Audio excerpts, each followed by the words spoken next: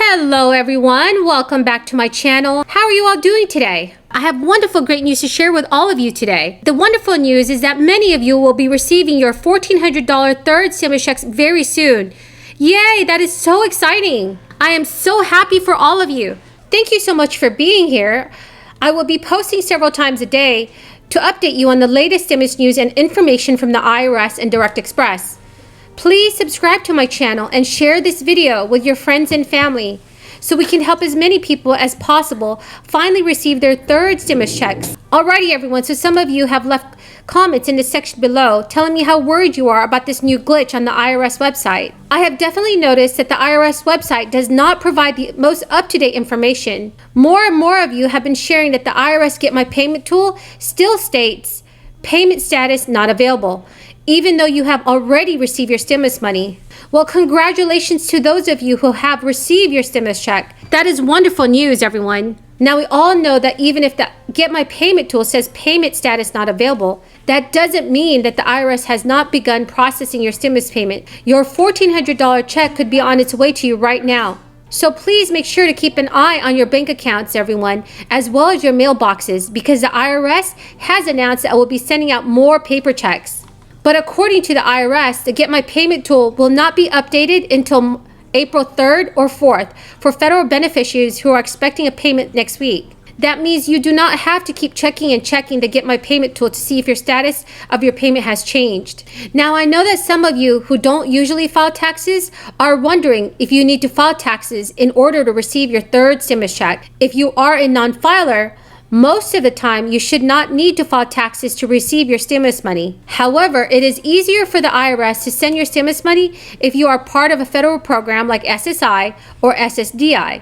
So if you don't file taxes and are part of any federal program like RRB, you do not need to file your taxes to get your check.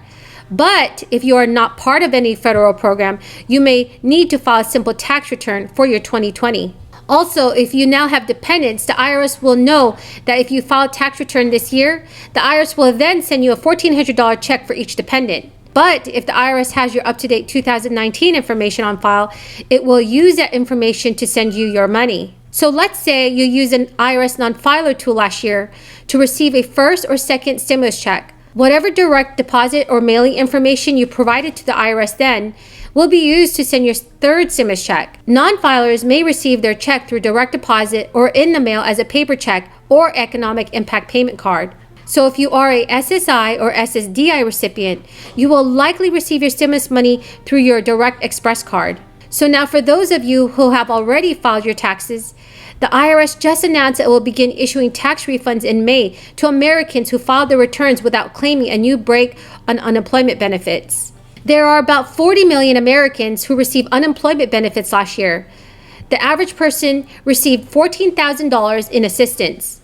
Well, the American Rescue Plan waived federal tax on up to $10,200 of unemployment benefits per person that was received in 2020. However, households with $150,000 or more in income are not eligible for the tax cut. The IRS will start with taxpayers eligible for a break on up to $10,200 of unemployment benefits. The IRS will then adjust returns for married couples filing a joint tax return who are eligible for the tax break on up to $20,400 of benefits, and others with more complex tax returns. Please make sure to keep an eye out for your tax refund and stimulus checks, everyone.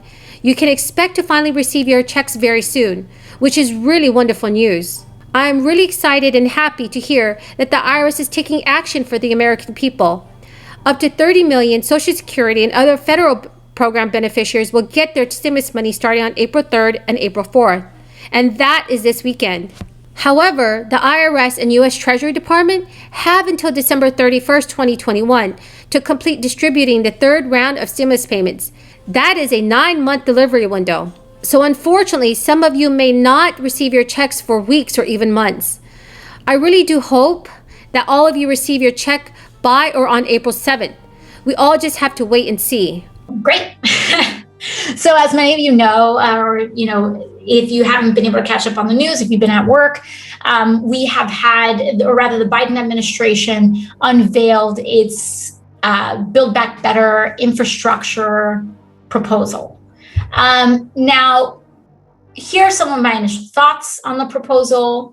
I think that the scope of what the Biden administration has laid out is very encouraging, and it's admirable. The vision that they put down, and going so far as to talk about land use, to talk about billions of dollars in rail, in EVs, in making sure that we're putting EV charging stations across the country, to make sure that we are making investments in Amtrak, in public transit, in roads, bridges, care, etc., is really important.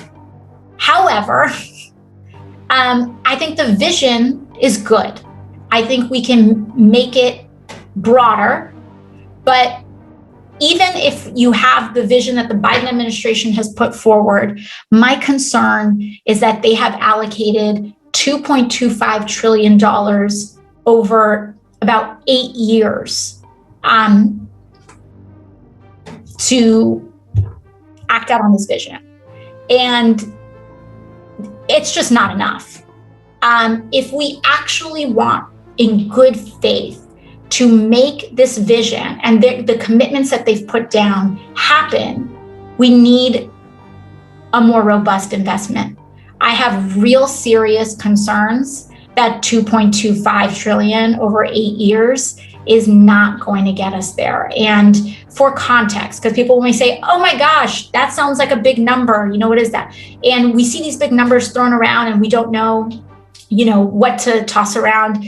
One allocation that we saw was about $40 billion for public housing nationwide, right? That's part of it in the plan. For context, NYCHA, the New York City, Housing Authority, already needs about $40 billion